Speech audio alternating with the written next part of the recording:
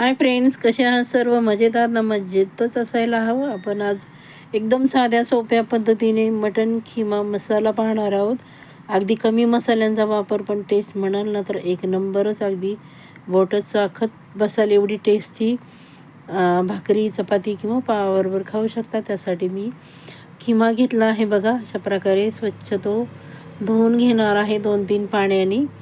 आणि नंतर आपण त्याला सर्वप्रथम चला रेसिपीला सुरुवात करूया. तेल गरम केलं, त्यामध्ये एक मोठा कांदा बारीक चिरून घेतला आहे. तो चांगला सोनेरी रंग येईपर्यंत आपण परतून घेणार आहोत. व्हिडिओ स्किप न करता पहा, अगदी गावाकडची पद्धत दाखवणार आहे. त्याला अजिबात गरम मसाले, खडे मसाले ह्याचा वापर न करता तरीही खूप असं टेस्टी किमा मसाला तयार होतो. हे बघा, कांदा आपला छान असा सोनेरी रंग येईपर्यंत परतून झाला आहे. पण त्यामध्ये अगदी घरगुती साहित्य टाकणार आहोत. बघू शकता आपण, त्यामध्ये आपण हळद पावडर टाकणार आहोत.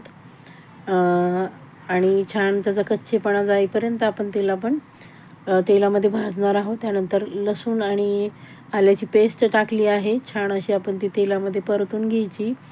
जे आलं, लसूण आणि हळद आहे त्याचा कच्चेपणा जाईपर्यंत छान परतून घ्यायचा आहे. व्हिडिओ स्किप न करता पूर्ण पहा, अगदी साध्या सोप्या पद्धतीने, पण चव म्हणाल ना तर एक नंबरच.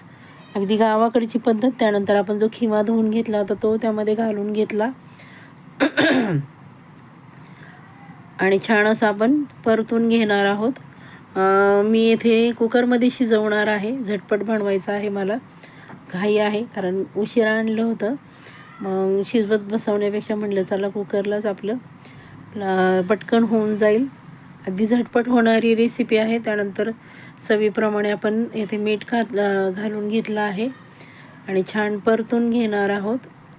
आणि परतल्यानंतर आपण येथे गरम पाणी घालणार आहोत. म्हणजे गरम पाण्याने त्याला छान अशी पटकन उकळी येईल. हे बघा, छान परतून घेतोय तेलामध्ये, म्हणजे आपलं खिमा आहे तो पटकन शिजून निघेल. त्यानंतर आपण वरती ताट ठेवलं झाकण, आणि त्या ताटावर आपण पाणी ठेवणार आहोत. आणि बघा अशा प्रकारे, कारण गावाकडे बघा अशीच पद्धत असते, चुलीवर करतात. मस्त चुलीवर हे करतात, शिजवतात. त्यानंतर उकळी आल्यानंतर मी छान बघा कुकरच्या भांड्यामध्ये ट्रान्सफर केलं पाणी घालून. आणि नंतर आपण त्याच्या कुकरच्या 3 शिट्ट्या करून घेतल्या. त्यानंतर कढईमध्ये मी तेल घातलं आहे. इथे मी लसूण, खोबरं, कोथिंबीर याची पेस्ट घातली आहे. जास्त वाटण वगैरे पण घातलं नाही, कारण आमच्याकडे जास्त घट्ट आवडत नाही. तुम्हाला हवं असेल तर तुम्ही कांदा, खोबरं, टॉमॅटोचं वाटण पण घालू शकता, जर तुम्हाला जास्त घट्ट हवं असेल तर. हे बघा, खूप छान असा लसणाचा फ्लेवर येतो त्याला. ते छान असं आपण लसूण खोबरं परतून घेतलं आहे बघा. जास्त मसाले वापरले नाही, त्यामुळं त्याची चव ओरिजिनल लागते. त्यानंतर आपण माझा जो घरगुती काळा मसाला आहे, कांदा लसूण मिक्स, तो मी घालून घेतला आहे बघा. आणि छान असा आपण मसाला आहे तो परतून घेणार आहोत तेलामध्ये, म्हणजे छान अशी त्याची चव लागेल. मध्यम गॅसवर मसाला परतायचा.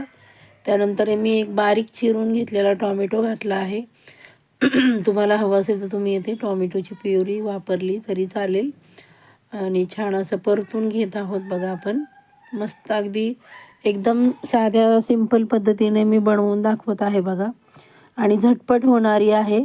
त्यानंतर आपण जो शिजवून घेतला होता किंवा तो त्यामध्ये घालून घेतला आहे. आणि छान असं आपण बघा, एवढा छान वास सुटला आहे. अगदी कमी मसाले वापरून सुद्धा खूप छान टेस्टी असा खिमा मसाल्याची रेसिपी मी मैत्रिणींनो तुमच्यासाठी आणली आहे. चॅनलला आपण अजूनही सबस्क्राईब केलं नसेल तर पटकन सबस्क्राईब करून घ्या.